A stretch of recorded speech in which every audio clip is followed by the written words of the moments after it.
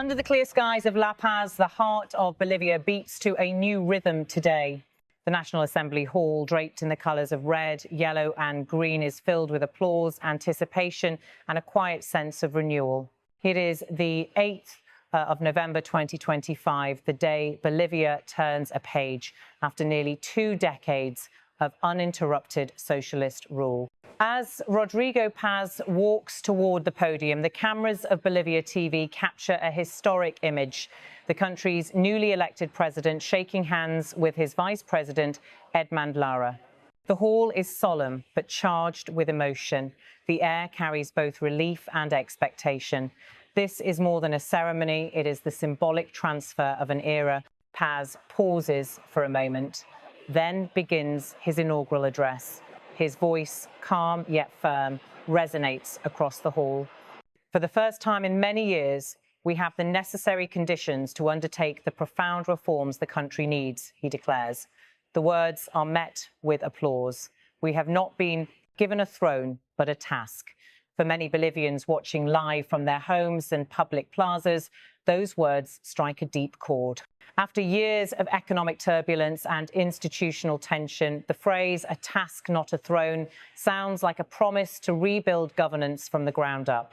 On the stage, world leaders from across Latin America rise in acknowledgement. Cameras capture Argentine President Javier Milei extending a warm handshake. Chile's Gabriel Boric and Ecuador's Daniel Noboa stand side by side as they greet the new leader.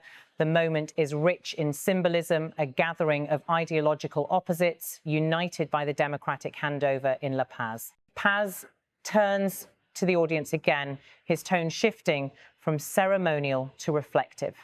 For 20 years, Bolivians were governed by a party that appropriated the state and, with it, controlled our lives, he says, breaking with the rhetoric of his predecessors. We are taking back the state for Bolivians. Today, Bolivians should not have to work for the state. It is the state that must work for you. The crowd reacts with thunderous applause. Many see it as a direct repudiation of the movement for socialism, the party that dominated Bolivian politics since the early 2000s. Paz's words echo through the chamber like a declaration of independence, not from foreign powers, but from the structures of bureaucratic control that many citizens came to resent. The camera pans across the room. Foreign dignitaries nod, some smiling cautiously. The new vice president, Edmund Lara, listens intently. In a few minutes, he will be sworn in, but for now, he looks on as Paz sketches the outline of what he calls Bolivia's new chapter. The president's speech grows heavier. His voice lowers, filled with urgency. The country we are visiting is devastated, he says. They leave us an economy in ruins with the lowest international reserves in 30 years. They leave us inflation, shortages, debt and mistrust. They leave us a paralyzed state, a bureaucratic monster incapable of serving the people. They leave us endless lines for fuel, empty markets and inadequate wages. They leave us a nation that is tired, divided and indebted, both morally and materially. In the hall, silence follows. The audience listens without interruption. These are not abstract figures. They are the lived reality of millions. Long queues for gasoline have become a daily ritual. Inflation has eroded salaries. Food and medicine shortages have tested even the most patient citizens. In his stark assessment, Paz articulates the fatigue of a country that has endured too much political volatility for too long. Outside in the Plaza Murillo, supporters wave flags and chant slogans. For them, this is not just a political moment, but the birth of a national project, one that promises transparency, modernization, and a return to institutional balance. Many hold up homemade banners that read, "Bolivia for all Bolivians." Inside the hall, the vice president steps forward. Cameras zoom in as Edmund Lara takes his oath, right hand raised, the other over the Constitution. His words echo solemnly through the chamber as he pledges loyalty to the Republic and its people. A military official approaches with a medal, placing it over Lara's chest, a symbol of duty more than privilege. For the audience watching live, this is the ceremonial heart of the transition continuity mixed with renewal. Lara, a technocrat known for his pragmatic economic views, is expected to complement Paz's reformist agenda. The voiceover continues over visuals of the swearing in. Lara stands firm, smiling briefly, while the president applauds. The applause swells once again, not for victory, but for commitment. Bolivia is a nation of contrasts, and its democracy often reflects those same tensions. But today, there is unity in purpose. Back on the podium, Paz concludes his address. He raises his eyes toward the audience, his tone steady.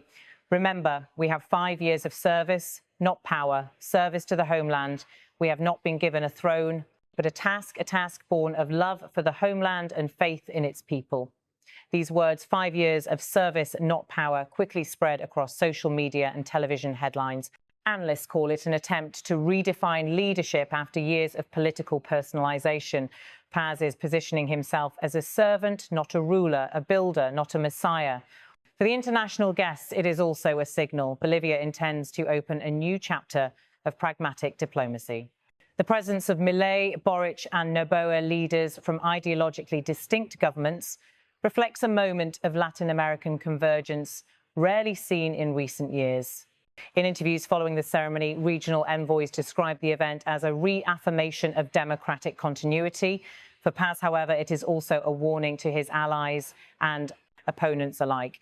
His administration inherits an economy burdened by years of fiscal expansion, heavy subsidies and declining gas revenues. International reserves, once among the strongest in South America, have dropped to historic lows. The new president's challenge is monumental. To restore confidence, he must stabilize the currency, reduce debt and attract foreign investment, all while maintaining the social programs that have kept millions of Bolivians afloat. As the national anthem plays, the crowd stands. The camera shows Paz closing his folder and stepping away from the podium. He turns briefly to greet the dignitaries once more, first Milei, then Boric, then Noboa, and finally Salvadoran Vice President Felix Ulloa. Each handshake symbolizes a bridge across ideological divides. Outside, as the motorcade departs, thousands cheer along the route. Flags wave, music fills the streets. Vendors sell miniature Bolivian flags and pictures of the new president.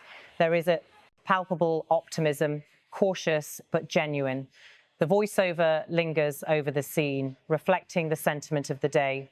Bolivia, a nation defined by mountains and resilience, is once again at a crossroads. Paz's promise of profound reforms will be tested by economic pressures, institutional inertia, and the expectations of a generation that has known only one political colour for most of its life. But even his critics acknowledge the symbolic weight of his words. Profound reforms, it is a phrase that conjures hope and fear in equal measure. It suggests change, but also the uncertainty that comes with transformation. For a country built on cycles of revolution and restoration, the challenge is to turn rhetoric into policy and promises into governance. As dusk falls over La Paz, the images of the day replay on national television: the handshake, the medal, the oath, and the final salute. The soundtrack of the ceremony, applause, brass instruments, and the murmur of the crowd fades into the evening news commentary. Analysts debate the scale of Paz's ambitions and whether his reformist vision can withstand Bolivia's deeply polarized political terrain. In homes across the Andean highlands, families watch silently. Some nod in approval, others wait skeptically, knowing that promises in Bolivia often meet the hard limits of reality. Yet there is something undeniably different about this moment, a tone of humility rather than triumph, of duty rather than domination. The camera's final shot captures Paz standing on the balcony of the presidential palace, the lights of La Paz stretching out below him. He raises his hand, not in victory, but in greeting.